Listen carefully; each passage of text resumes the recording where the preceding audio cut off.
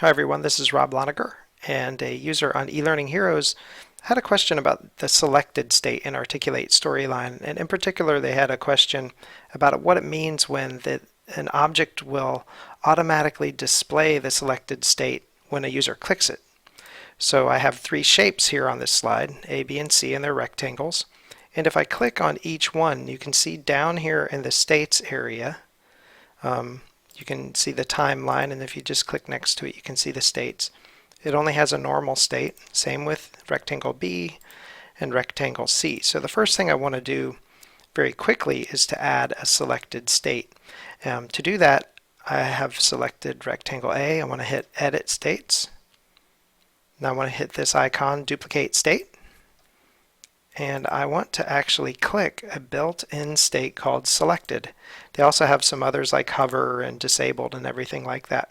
Now I want to distinguish this selected state from the normal state. Right now if I click on both, nothing changes up here. So on the selected state, I'm going to give that an orange color. And maybe I will give the font a black color. So now if it's the normal state, it looks blue. If it's selected, it'll have this orange state, and then I just want to hit Done Editing States. Now I want to apply that same style to rectangle B and C, and notice they still only have one state. So I'm going to select rectangle A and double click Format Painter, and then I'll click rectangle B. Now it has a selected state that looks like rectangle A and rectangle C. And I'm going to unclick Format Painter to turn it off. So now when I preview this slide, if I click A, it changes to that selected state, and if I click it again, it changes back. If I click B or C or A, they all go to the selected state, and then I can click it again to make it go back to the normal state. Now I want to go back out of this, and I want to do one more really cool thing that I like to do. I want one button to turn the other buttons back to normal. So I'm going to right click each of these. I selected them, and I'm going to right click and select button set and button set 1. And what that does is when you select one, that will force the others to go back to the normal state. So here's how that looks. So if I click A and then I click B, it'll turn A back to normal and B becomes selected, and so on. This is really useful if you're creating a freeform pick one or pick many interaction.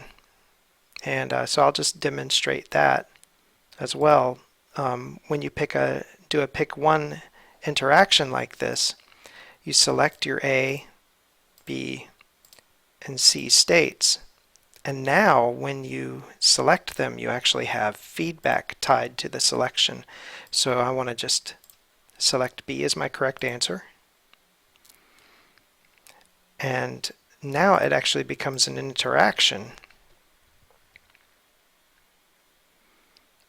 A is selected, and you show it as a different state. You give this visual cue to your user.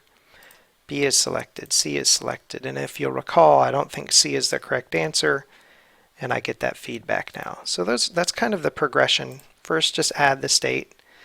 Next, if you just want a button set for one shape to turn the other one back to normal when it becomes selected, you can do that. Or you can go one step further and create an interaction from the freeform interactions. So I hope this helps clarify how to use the selected state in Articulate Storyline.